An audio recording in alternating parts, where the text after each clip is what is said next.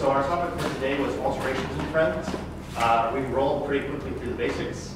We were focused a little bit this time on trying to keep a little bit more contra in our motion as we did our walks, just letting a little bit more of our natural walking style flow through. Obviously not enough to confuse or dismay our partner, but enough so that it's a little bit more natural and maybe more in line and smoother.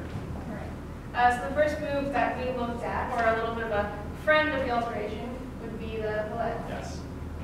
So we started with our nice simple voleo, taking a step to the side, stepping around our partner to get a little bit of extension, and maybe sinking into this knee a little bit if we feel like it. Then reversing direction, stepping in place, stepping out, such that we're in ojos if we want to. Do the same thing with the other direction. Step here, and we're back ojos. Step around. Cool. And notice now that I've got us in cross system, I'm in this stance and I can just rotate about my partner. I'm exaggerating a little bit and make this happen. So this is a really nice place for follow styling, where I can do these nice high or dramatic voleos. Generally can be aided by the leads giving a little extra momentum, but I can do without as well. So there I didn't ask for it, but I can ask for it. The biggest thing to note with that is leads don't ask your follow for too much of that if you know they don't want to, and or if they're right on the floor. Cool. Then taking that voleo, we use that to enter our first alteration, which we did like this. Just our nice back and forth rock steps type things, our altered Osho that looks like a rock step that we can conclude by walking out. So what was the big change here? Well, this is just like an Ocho in that we're changing direction and changing our axis, but instead of having that full follow through that we normally do, we end up like this relative to one another, and then we can just kind of step, pivot, step, pivot, step, pivot. This is a rock steppy type move into itself, but it also gives us opportunities to do a wide variety of other things. We didn't do this one today, but your biggest opportunity is disengage, step around, step around angle.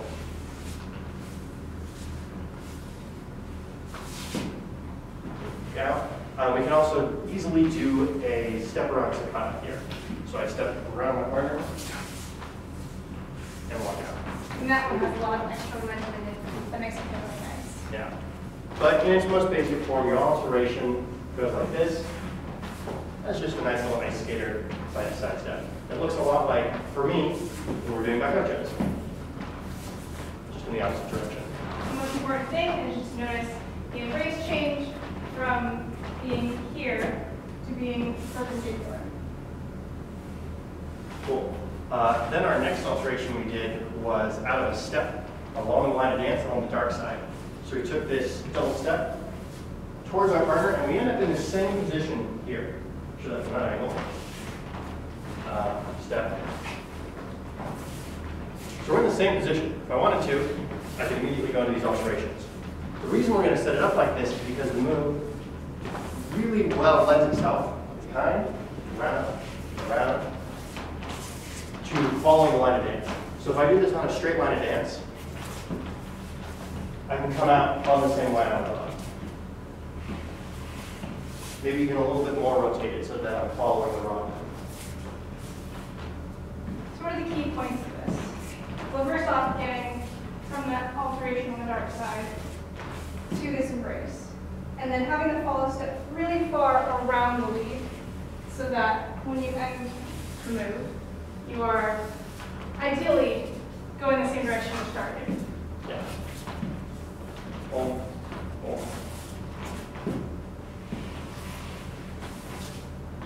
we keep rotating a little bit further, but that actually works out okay in the ronda. Yeah, so we went through all of that. Big points were one, leads, making sure that on that second step, you took a nice big step to make sure you're well alongside your follow. If your second step here, 1, 2, is too small, show that from one other angle. If your second step here is too small, you're like this, And your follow has not as much space. Even here, it's okay, but it's not as good as if you were all the way alongside your follow, such that your follow is not going to run into you. You really want to open this door up and bring your follow around as you come through there.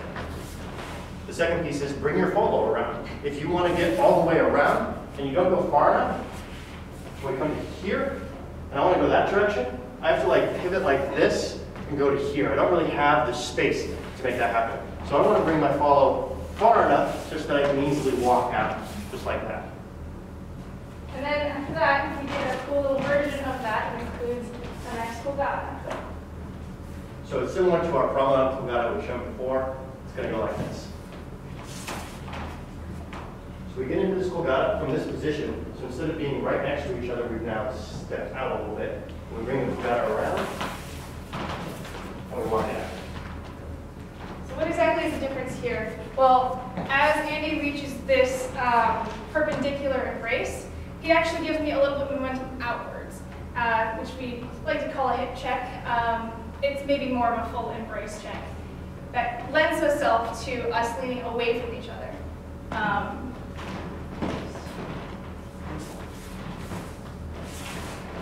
So here, we're really leaning away from each other.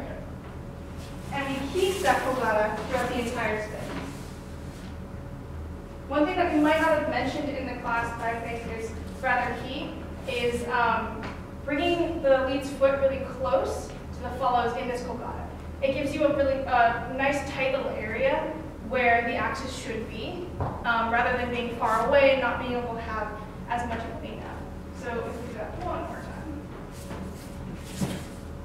Right here, you'll notice Andy's foot and my foot are very close. And that allows us to have a really nice tight axis for us to turn around. Cool. I guess that was our lesson. Thank you guys for coming out.